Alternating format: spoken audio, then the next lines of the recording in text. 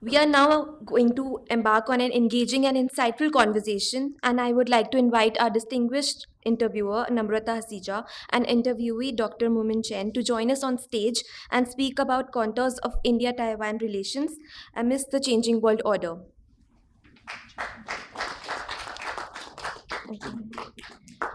Okay. Namrata Hasija works on India-Taiwan relations and Chinese foreign policy, and Dr. Mumin Chen, who is an associate professor at the Graduate Institute of Political Science University and a member of International Affairs Section, Taiwan think tank in Taiwan. The interview will be of 45 minutes, and I request the speakers to adhere to the timings. Thank you. Good afternoon, everyone. First, let me begin by thanking the Usanas Foundation and Dr. Pandya for having thought about this session and having us here. So we are going to change the module a bit. I'll just introduce Professor Mumin Chan and then hand over the mic to him to give his speech in around 20-25 minutes, and then probably summarize the talk for all of you and then open for Q&A. So Professor Mumin Chan is Deputy Representative of Taipei Economic and Cultural Center in India and Professor at Graduate Institute of International Politics, National Chung University, Taiwan. Before, he also served as Vice President for International Affairs and Director of the Center for Studies on South Asia and Middle East at NCHU. Professor Chan's research focused on non-traditional security issues, foreign relations of China, and politics and security in South Asia. He has published 6 books and co-edited 3 books with topics related to India, South Asia, and international relations. He also promoted academic and think tank exchange between India and Taiwan.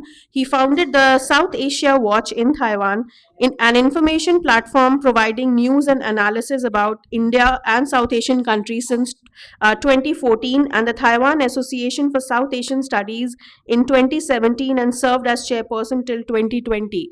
He's also traveled extensively in India. To even northeast and a lot of other regions in India, and has been visiting India for almost more than 20 years, I would say. One of the best hands in Taiwan that we have on understanding India. So let me invite Professor Mumin Chan to give his remarks. Welcome, sir. Thank you for inviting me here today to talk about my country, and also to talk about our relation with India. I'm now working at the TECC. The full name of TECC is Taipei Economic and Cultural Center in India. Actually, it is Embassy of Taiwan. Yeah, but I think you know why we don't use the name Embassy, and we have to use a very strange name, TECC. And do you know your embassy in Taiwan? What's the name of Indian embassy in Taiwan? Anyone know? ITCC. It's called India Taipei Association. Yeah, ITA. Yeah, it's also a strange name. Yeah, okay. So you can see that by seeing the names, the strange names being used, then you probably could guess that the relation between Taiwan and India is very unique. Yeah, it probably different from the relation with other countries. Actually, I'm also a professor. I teach in a university in Taiwan called NCHU, National Chongqing University. I've been teaching there, teaching international relations for more than 15 years, and now working here at TCC. I came to India to work in September 2020. So this week is the 3-year anniversary. Actually, I came to India quite often. Even before, I also visit India. First time I came here is 2006. Then as a scholar, I keep coming to India for research. And then 2020, I moved here to work full time. In the past 3 years, working and living in Delhi, when I see Indian friends, when I see Indian people, what are the most frequent questions I receive? Okay, two questions usually when I see people, and usually there are two questions that I'm often asked. First is when your semiconductor will come to India to invest. Okay, yeah, ask about semiconductor. And second question I'm often asked is what's your relation with China? Yeah, what's wrong? Yeah, what problem is that? These are the two questions I'm often asked. So today, my brief presentation, I'm going to talk a little bit about this. And later, Namrata, my good friend, she also been to Taiwan many times, and also she did research on Taiwan. Then we will have some dialogue, some interaction, and I will also be very happy to answer questions from you. Okay, yeah, some I suppose most of you haven't been to Taiwan, right? Okay, yeah, so some very very basic figures. Okay, it's an island, yeah. Okay, and also a very small island. Okay, compared to India, the size is equivalent to Kerala state, yeah. And in terms of a population, it's the size of Delhi. Okay, so it's a small country. Okay, but if you look at the Taiwan's economic power, it's not that small. Okay, yeah, here you see the GDP of India and Taiwan, and also the trade India and Taiwan. India, of course, is much bigger than Taiwan. Yeah, but in terms of the export, you look at the figure on the right. Okay, yeah, our export, yeah, 479 billion US dollars, and India's export is 447 billion US dollars. So actually, Taiwan is not small at all, and Taiwan is a trading country. Yeah, and of course, this also generates a lot of problems. Later, I will get into that. Yeah, because our biggest trade partner is China, and India, in terms of the trade, is only like ranked 15 or 16. Yeah, as our trade partner, very very small amount, only like 1%, less than 1% of our entire trade volume. Yeah, since you never been to Taiwan, I quickly show some photos. Okay, this is my hometown, Confucius Temple. Okay, and this is Taipei. Look like Tokyo also or Hong Kong. Yeah, and this is actually also my hometown. And you can see this is Japanese style building. So it is because Taiwan was colonized by Japan before. So just like India, we also had a colonial experience, but our colonizer was Japanese. Yeah, and we also have Hakka people speaking Hakka. Okay, you all know about Hakka noodle, right? Okay, yeah. Hakka is a language group. Yeah, okay. We also, it's a small island, but we have a lot of mountains. Yeah, and actually these photos are taken by me. Yeah, because I often get the invitation by universities to give a talk, and most students have no any idea about where Taiwan is. Yeah, so I have to show some photos. Yeah, and we also have a native people, ethnic minority group. Yeah, and when I went to Northeast India, I showed the photos of Taiwan's minority regional people. They look very happy because they look very similar. Yeah, the outfit, culture quite similar. Yeah, okay. But when the world see Taiwan, their first image now, the most popular image is that Taiwan is an island producing all kinds of high technologies. Yeah, that is true. Yeah. And in the past few years, particularly when if you see the news, you know that Taiwan produce a lot of computer chips. Yeah, earlier we produced computers, and we also produce mobile phones. But right now we go higher, and we just focus on making computer chips.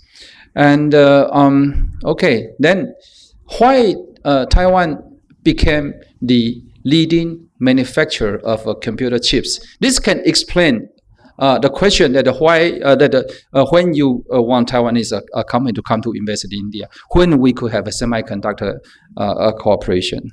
Okay, this is not classroom, so I'm not going to give a very detailed introduction about this.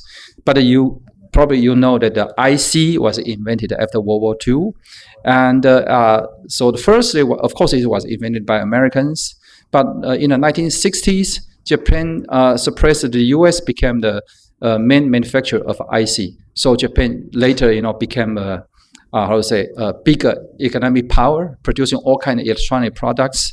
And then in the 1970s and 80s, Taiwan and South Korea also jumped into this, field and also start manufacturing ICs. Yeah. So when the world get into the computer age, then all these countries, Taiwan, Korea, Japan, they all start producing computer-related products. And then we had a mobile phone, smartphone, and these countries continue, working on this. Yeah, now also China is on board, and India.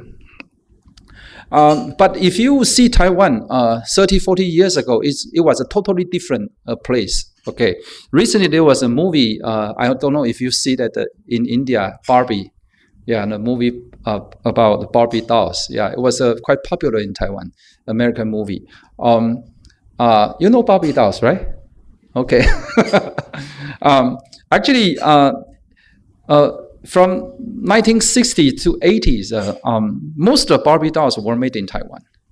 And when Taiwan start the export, I would say manufacturing for a product for export, Taiwan first made the household stuff, like toys, umbrellas, very cheap stuff. Yeah, and so when the Mattel company, the company who make Barbie dolls, who came to Taiwan 1960s, they set up the factory in Taipei, and so in the next 20 years, they produce almost 1 billion of Barbie dolls, and the number is so high, it accounts for like 80% of the dolls is, selling all over the world. Yeah. But today, you see, Taiwan, the image of Taiwan is different. Okay. Yeah. And today we don't make fashion dolls. Today we make semiconductor chips. Yeah. And today we produce over 60% of the semiconductor chips and over 90% of the most advanced ones. And why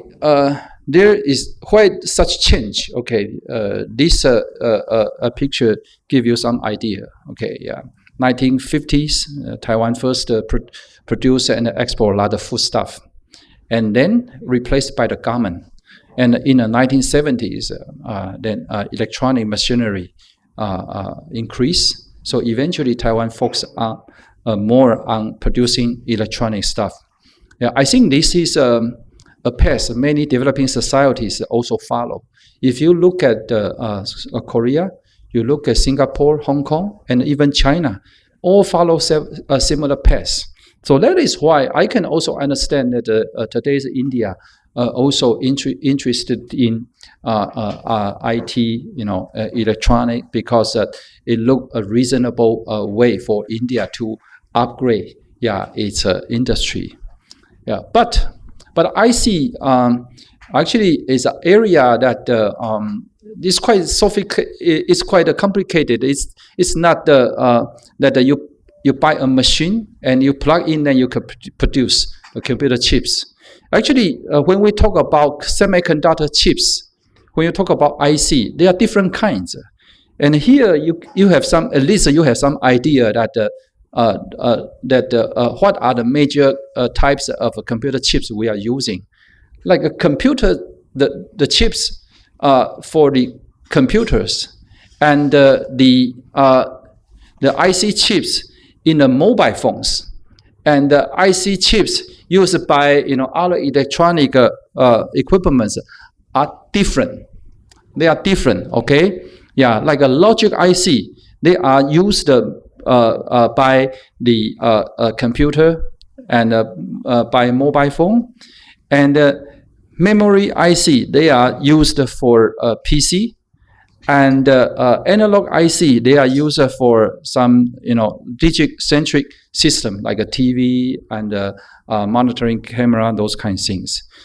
Taiwan does not produce all of them, no, okay?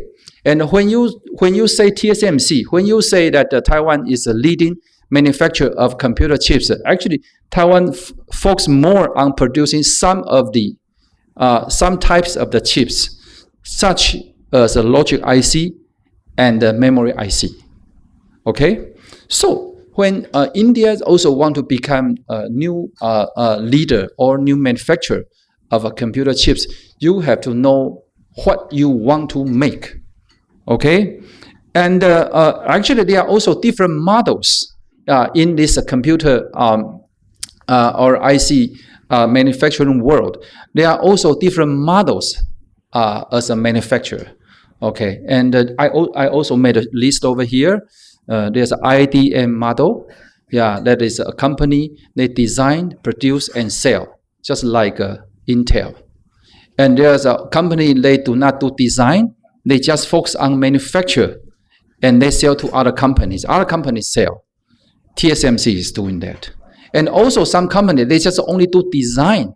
They don't do manufacture. Yeah, okay. Yeah, and also some companies, they only manufacture equipment, yeah, for making computer chips.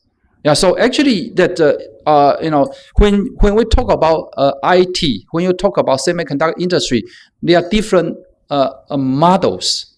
And here in India, I see a lot of discussions, but I rarely see people discuss what will be the best model for Indian companies to follow.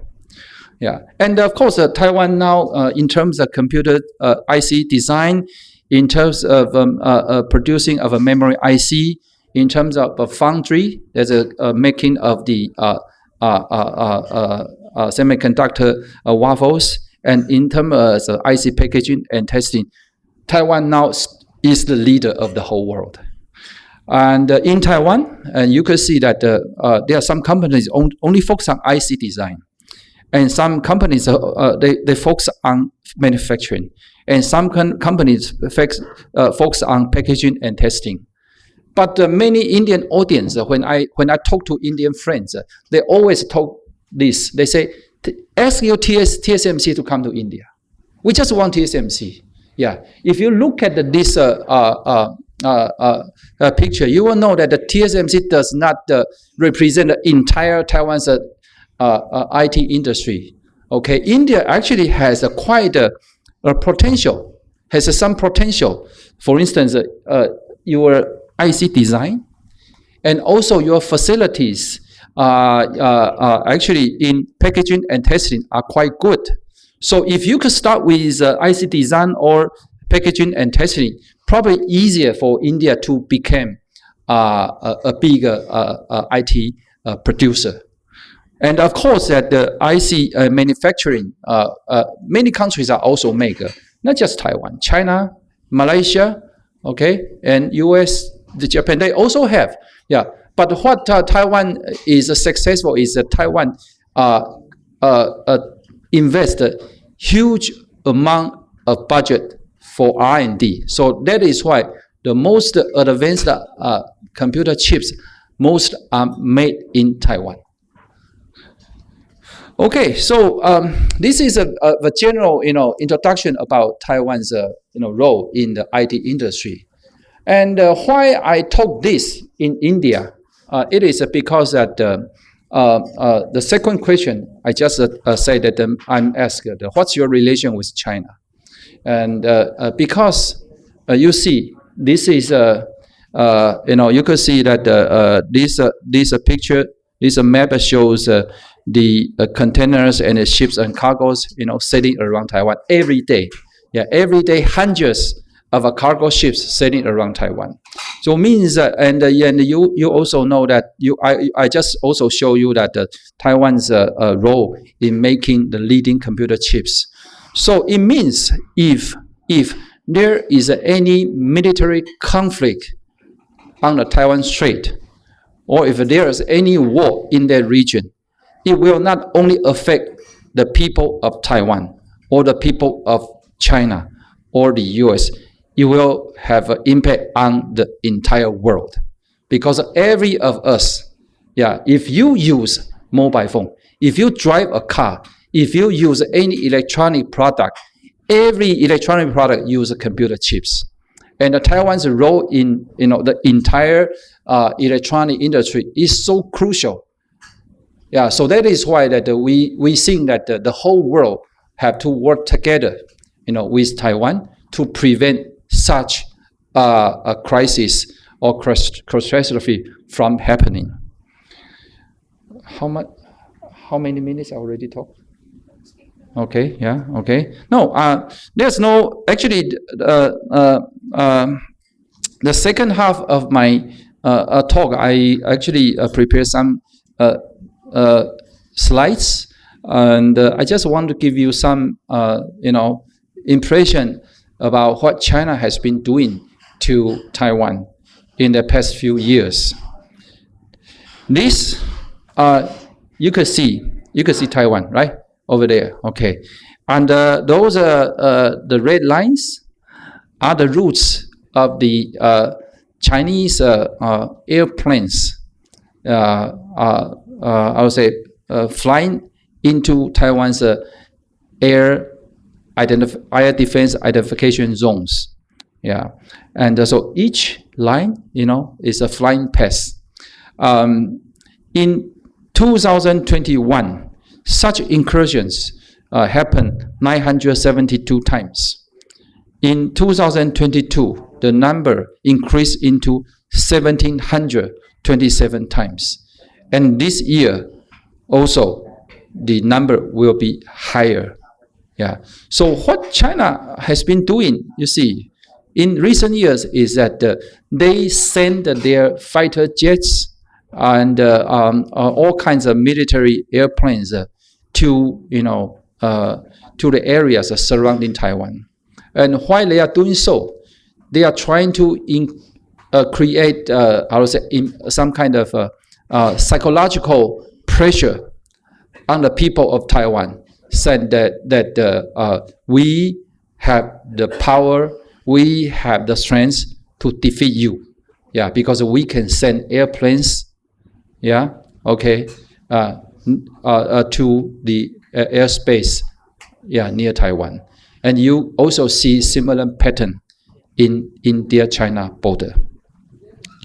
Not just the airplanes, also naval ships. And we are not unprepared. And these are photos you see that Taiwan could also monitor the Chinese naval ships in the Taiwan Strait and also around Taiwan.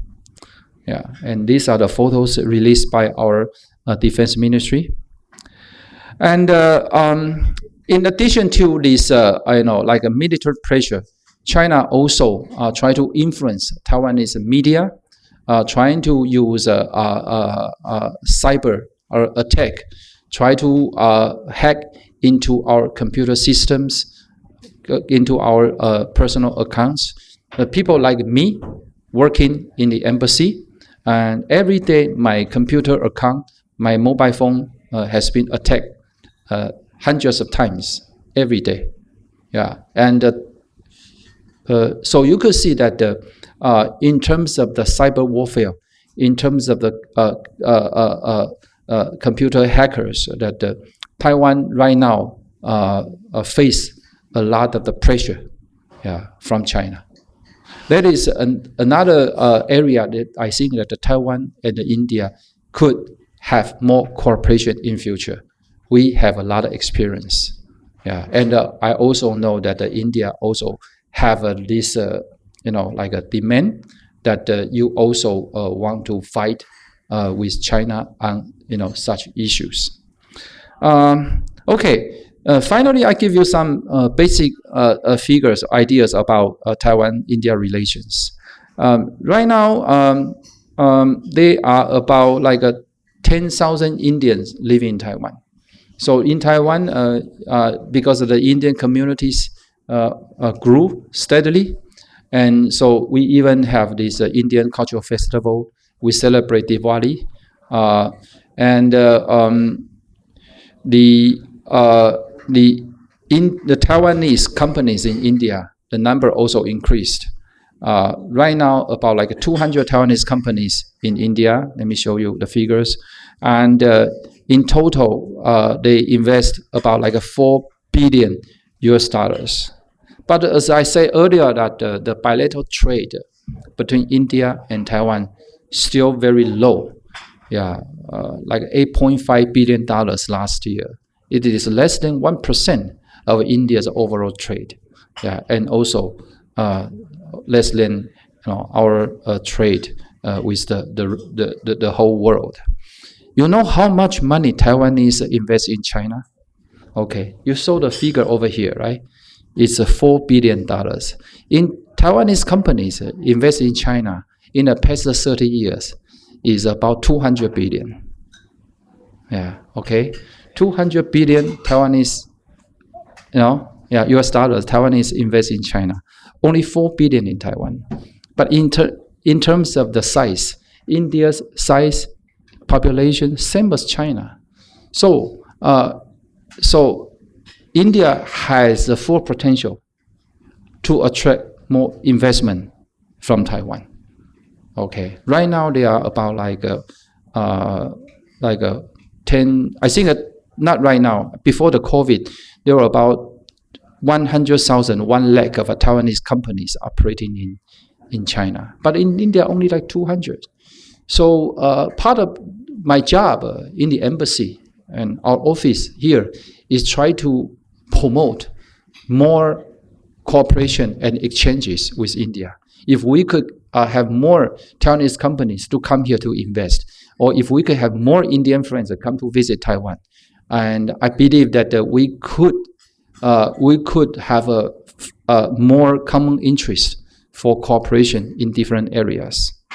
And one very successful project we have been doing right now is the language the language project.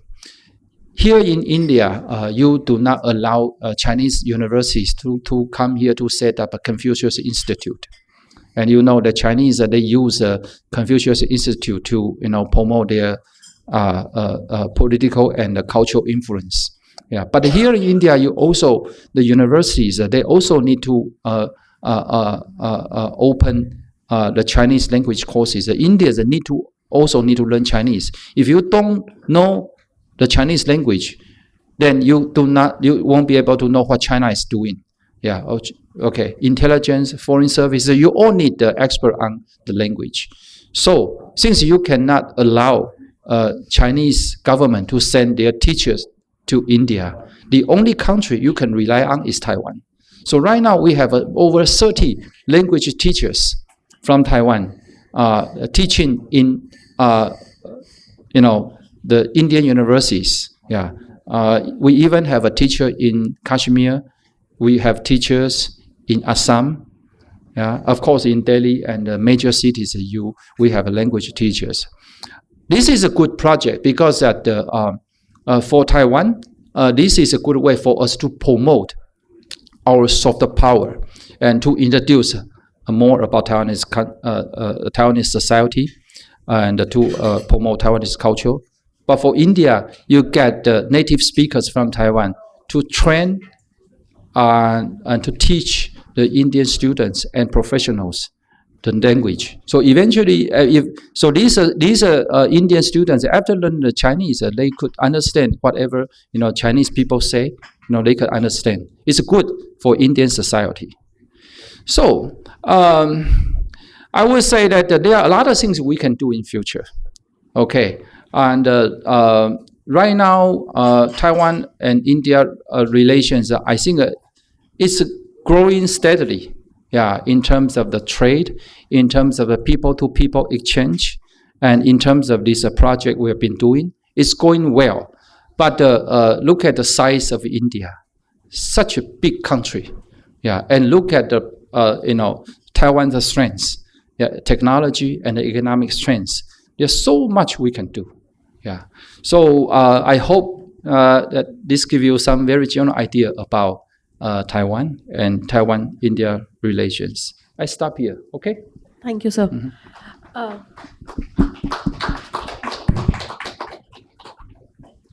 I think that was a very comprehensive and a brilliant presentation for all of you, for the students. Before like opening the floor for questions, I'll pick up three things from actually Professor Chan's presentation, which will of course interest the students and also has a impact on India.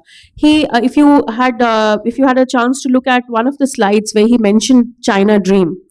Now, China Dream, why I wanted to pick on that, because you also said before that a military conflict in the Taiwan Straits will have a direct impact on India. Recently, we were having an interview, and somebody in that interview, when I was giving presentation on India-Taiwan relation and also, Taiwan's upcoming election, somebody asked me, why does it matter to us in India to what happens in Taiwan? Why are we so concerned about what's happening in Taiwan?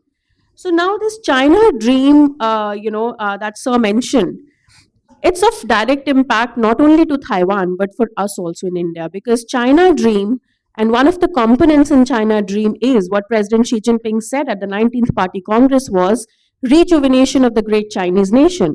And rejuvenation of the great Chinese nation means, you know, taking back all the lost territories. And in that, the lost territories, it's not only the South China Sea, Taiwan, East China Sea, but it's also parts of India, Arunachal Pradesh, Ladakh. So all this is of a direct impact to India. So what matters, what happens in Taiwan Strait is of direct impact to India. And that's a very important, point that I wanted all students to actually, understand, because then sir also talked about the gray zone activities and how the Chinese are actually influencing media houses and other institutions in Taiwan. So let me tell you, they're not doing that only in Taiwan. My institute, especially Center for China Analysis and Strategy, we have been doing a project on Chinese influence operations in India.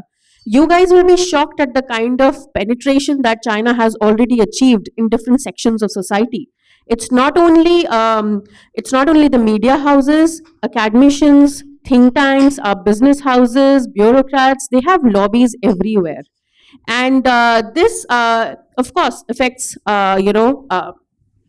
so this gray zone activities also has an impact when it comes to India. So you would see when especially the advertorials that are coming in our newspapers and all, when they're praising of the work that they are doing in Tibet, what they did in Hong Kong, and how China has achieved their big dream. So I think and you would also see a series of articles that were published when India refused to join the Belt and Road Forum. How Indians with started writing that India is making a big mistake. So this is what is happening in India also. And I think third, what sir actually spoke about, the educational ties between India and Taiwan, because most of you are students here. I think Taiwan is the only country that I know, at least, that is giving so many scholarships in India. And personally, I have also been a recipient of, the Taiwan scholarship, the language scholarship, Huayu scholarship in 2014. And then I got a Taiwan fellowship in 2019 that is given by the Ministry of Foreign Affairs. So I think Taiwan is giving more than 65 scholarship when it comes only to the postgraduate, PhD, and language scholarships, and they're increasing it every year. And this year also, I was present when the scholarships were being given, and I was so happily surprised that there was a big room that was full of students, and students from India, from different parts of our country. It's not only like they're not focusing just on Delhi or the metropolitan. I could see students there from different backgrounds, from small towns and cities of India, who got the scholarship to go and study in Taiwan. So for students like you, I know most of the students that go to Taiwan are from the science background, STEM background basically, but Taiwan has some of the best universities that you can that can offer you post graduation and PhD programs, and they give a lot of fellowships. So not only does the Taiwanese government, but sometimes individual universities also give you fellowship. So this is something as students that you can explore studying in Taiwan, I think, and maybe during the Q&A you can have ask a couple of questions about these things. I think this will benefit the students. The scholarships and the fellowships are listed here. I showed this slide on purpose. Yeah, you see these list of major fellowships and scholarship we offer to Indian students. Yeah. So I think we can open the floor to questions if any of you have the questions.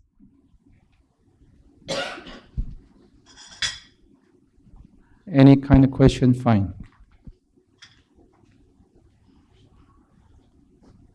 I know this. Okay, yeah. Before you could think of any question, I probably also respond to Namrati's. She talked about China, and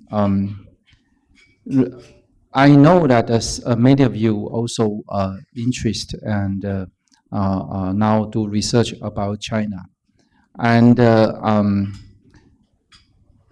big question we have right for many of us have in mind is that what China is doing right now, yeah, what Xi Jinping is thinking, what he is doing, all his foreign policies and all his aggressive behaviors in a neighborhood create more problems, yeah, between China and other countries.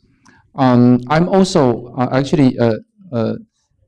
China is also one of my research field.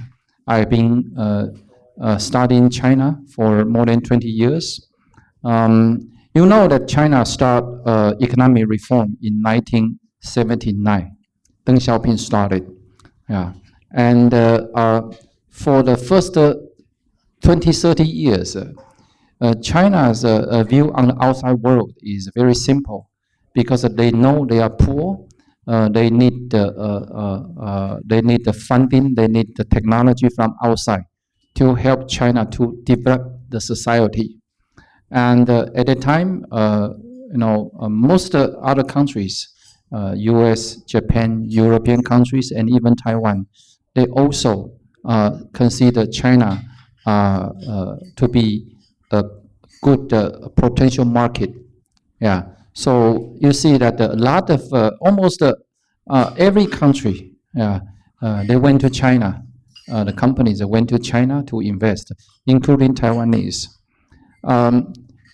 Taiwan's entire outbound investment in the past 30 years, 60% went to China. 60%, yeah.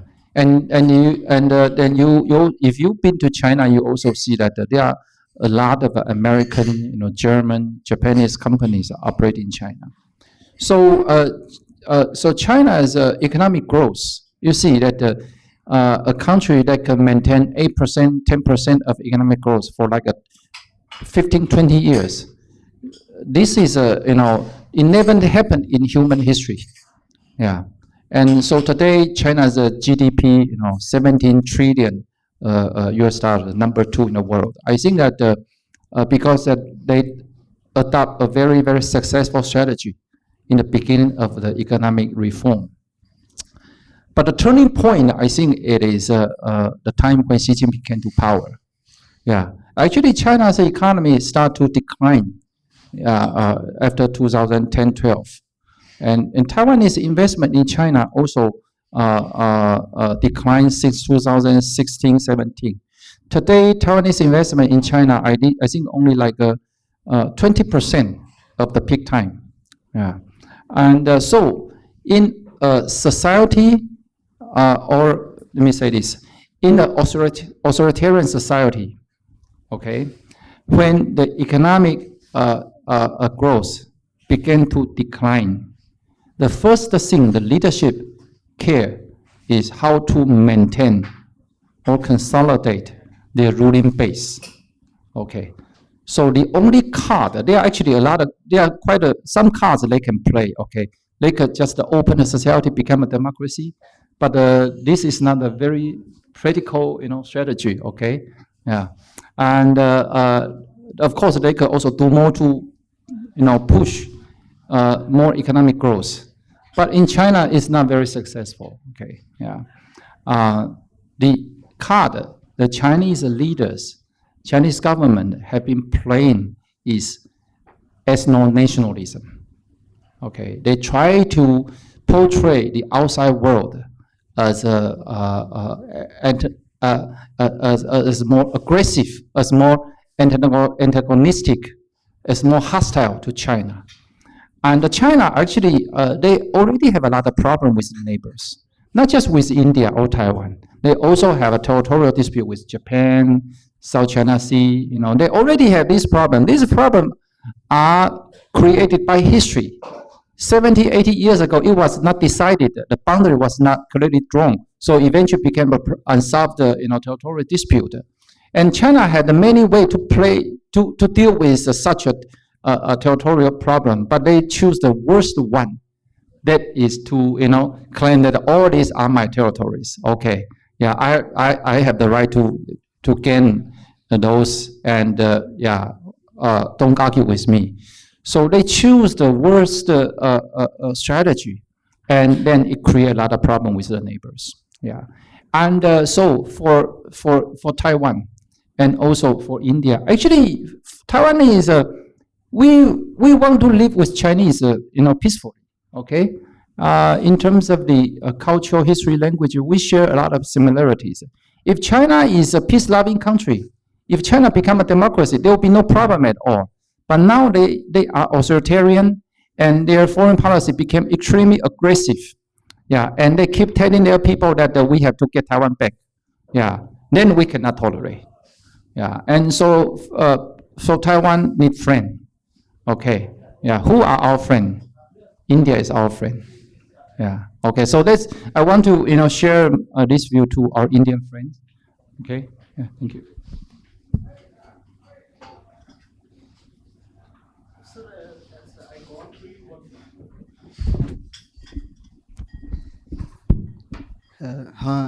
Good afternoon, sir. My name is Nitin. So my question is like that. So I had gone through one of your interview in University of Madras, where you told that it was never a Chinese part. Taiwan is always a separate state. Like it was first a Dutch colony in 1624 to 1668, and after that China take over Japan. So and so why this narrative? Why this war? Like it is just an economic war because Taiwan is a big player in semiconductor productivity, or China want to control that. This is my first question. Or my second question, like you said that there are many commonalities between Taiwan and China. There is same commonalities between Russia and Ukraine, but there is a war. So and we can see these pattern in many parts of the world. Like, so I want to know something like that. Okay. Okay. Thank you. Yeah. No. Maybe let me answer your questions in this way. Because it concerns about how do we define the relation between Taiwan and China. Because it will answer the questions you have. The people on Taiwan today are actually most of us came from China in the past 400 years. Okay, starting from 17th century till the mid 20th century. People migrate to Taiwan from China. Of course, Taiwan also have a small number of native people. Today they account for only 5% of the population. The rest 95% are from China. That is why if you come to Taiwan, then you will see that the society, the language, the culture are quite similar to China. Okay, but politically, Taiwan and China has been separated for quite a long time. The early history we don't mention. Okay, 1895, China, Japan had a war, so Taiwan became colony of Japan. Japan ruled Taiwan for 50 years. And after World War II, Japan was defeated. And the Chinese government, they controlled the Taiwan island without consent of the local people. But after 4 years later, because of the civil war, the Chinese government, KMT, defeated on the mainland, they fled to Taiwan. So since then, the two societies separated. And I think that of course, you could still find a lot of similarities between Taiwan and China, but the biggest difference between Taiwan and China is political system. Okay, yeah, Taiwan since the 1990s have been a democratic society. We elect our president, our parliament member, and all our politicians. Okay, and it's a vibrant young democracy. Look at China. You see Xi Jinping standing, on Tiananmen Square, the way he behaved, it's totally different. Yeah. In Taiwan, we know that every politician, just like India, you get your power because the people trust you, people vote for you. If you lose election, you step down. Yeah. But in China, you see Xi Jinping, tries so hard to keep himself in power, probably forever. Yeah. So I think that this is the biggest difference between Taiwan and China. Okay. Yeah. But Taiwan, we also very close to China. Okay. If we are, very, very far from China, then we could do whatever we want. But since we are so close, and your neighbor is like a bully, and he bully you all the time, but you cannot leave. So you have to find some way to deal with this, neighbor. So this is the feeling of the Taiwanese people today. Yeah, and we don't get much support from outside. Okay, we get some support from American, from Japanese. Yeah, but you see, Taiwan in 1950s, our GDP was lowest in the world. But today, Taiwan became a very rich society.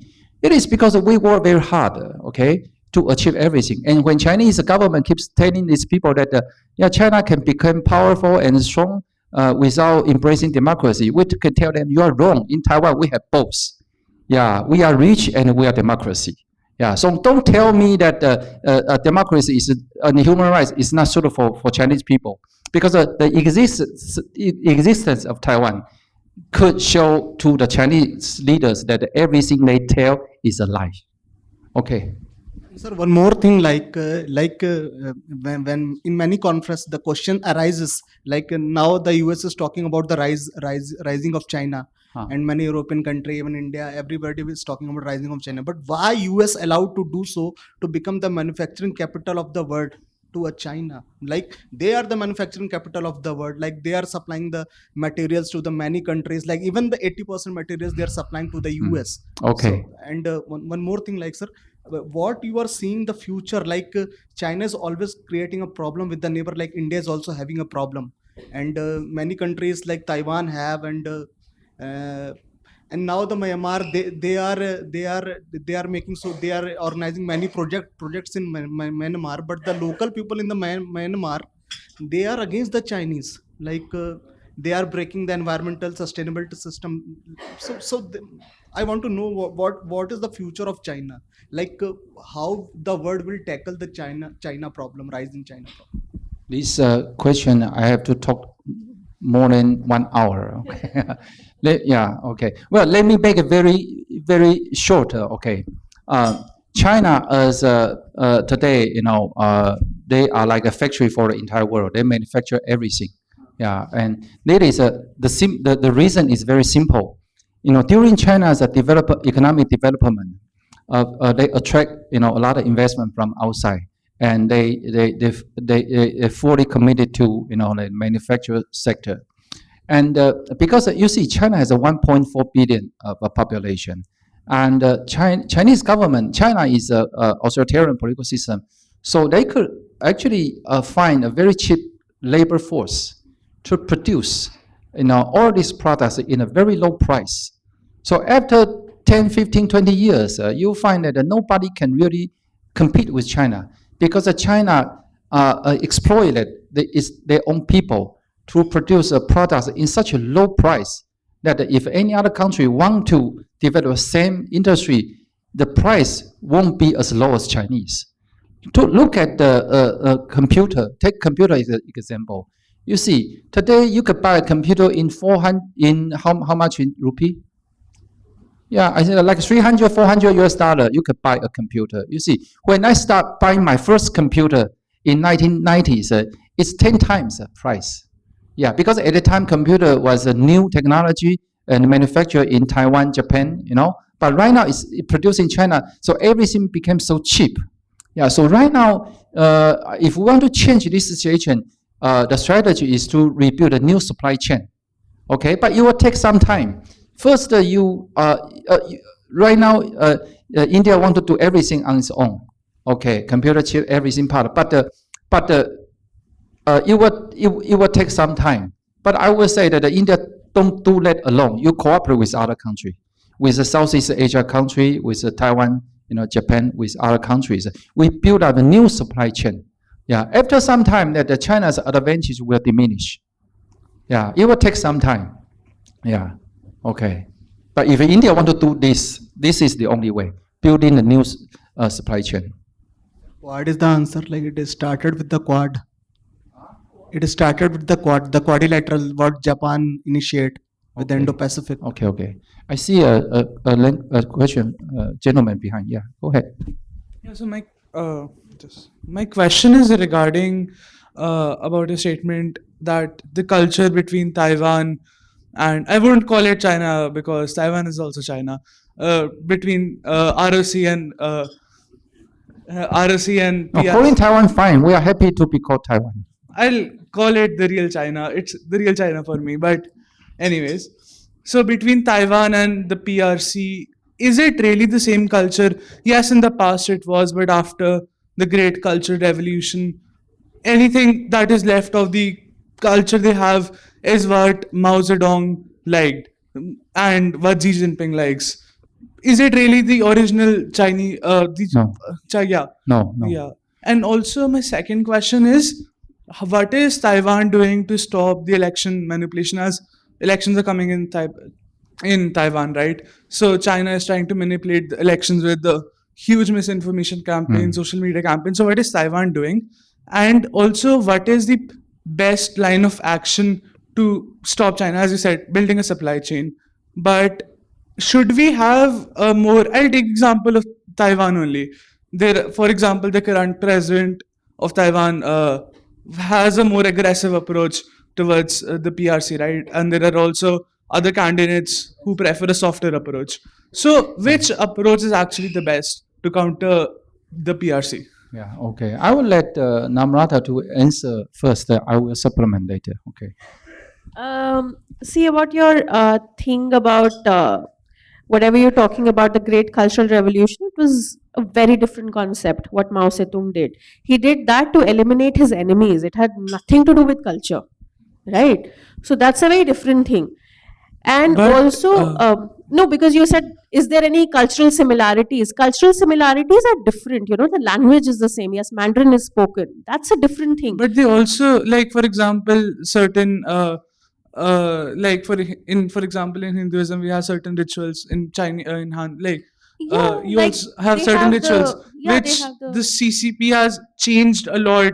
Many not followed. Most of them in the PRC, which are still followed in Hong Kong or Taiwan. So they have changed the entire society in certain ways. So only things which are which remain are like what was like by Mao Zedong, and they have replaced a lot of it. So that's what I was referring to. See, once you actually visit China and you visit Taiwan or you visit Hong Kong, you actually feel the difference. You see the difference, and certain things like you cannot explain. Like when I started visiting Taiwan, when I would come, sometimes I would take a connecting flight, and that would go either via Shanghai or Guangdong. So when you travel actually from Taipei and you travel to Guangdong, you see the difference in people, the attitude, the way they approach you, the way they talk to you, the way they talk among themselves. Just the very basic thing is very different. Like in Taiwan, when I went into 2014, if I was lost somewhere, I couldn't find the way, and I would ask a stranger. And can you imagine if that person was going the other way? He would actually start walking with me and all tell me, you stand here, I'm going to find the place where you're going. That person will find the place, come back to me and take me there. As an Indian growing up, we have always, I would always wonder why this person is doing this for me. But gradually I realized that's how Taiwanese are. And that's the difference between Taiwanese and Chinese.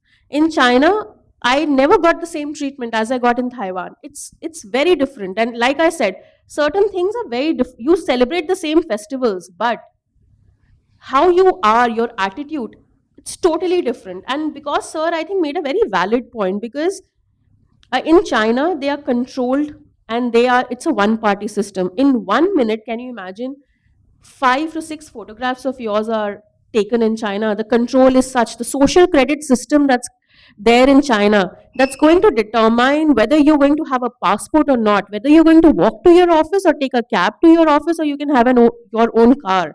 So there was an incident when a mother took the metro card of her son. As soon as she entered the metro station, she was stopped, because they could just recognize with the way she walked that she's not the same person. Such is the control. In Taiwan, it's a free society. So when you develop in a controlled society and when you develop in a free society, your attitude is very different. So when you talk about culture, you may speak the same language, but your attitude towards looking at things is only different. So that is a big difference between China and Taiwan. And I think that you cannot understand. For that, you'll have to actually visit Taiwan, and you'll see the difference when you visit China, that what is the difference between people. And also, because you said that the current president of Taiwan, President Tsai Ing-wen, has a very aggressive attitude toward PRC. I will not call her attitude aggressive. It's also self-defense, right? Because if somebody is bullying you again and again, there is no end to it. So you can't just take it lying down. And because she's an elected member, she has to also be answerable to people who gave her vote. And I'll tell you why I'm saying this, because in 2014, when the campaigning was going on for 2015 elections, which President Tsai Ing-wen won, I saw the change, because 2014 was the first time the Hong Kong crisis happened. And I could see the impact of that on the locals, because many of my professors, many of the students, people I used to interact, their attitude changed. They said, what's happening in Hong Kong, this one country, two system is not going to work. We don't want to be the same as Hong Kong. And they voted for DPP. They voted for this president. And she has to answer those people, right? Because if you see over the period of time, the identity of the people because you called it Republic of China, I'll say that it's more Taiwanese than Chinese. So I will not call her attitude aggressive or DPP's attitude aggressive. It's something that, because, after all, it's a democratic party, right? And if somebody is going to do, because you've seen the exercises that are happening around Taiwan, some point of time, and Taiwan is not answering by doing the same things, right? So it's kind of course, building its defense. It's doing a lot of things. Like it has increased the compulsory military, training that people had to do. So that's all self-defense. I will not call that aggressive behavior. So I think this is what I would say. Thank you.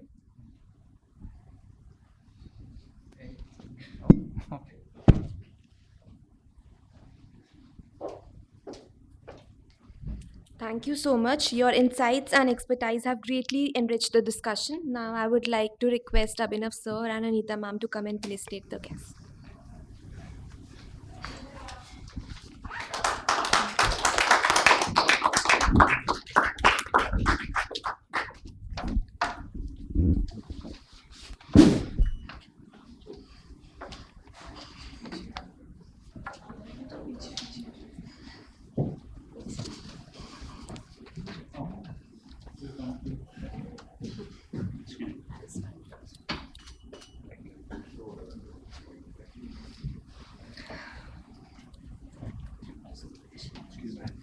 Ma'am.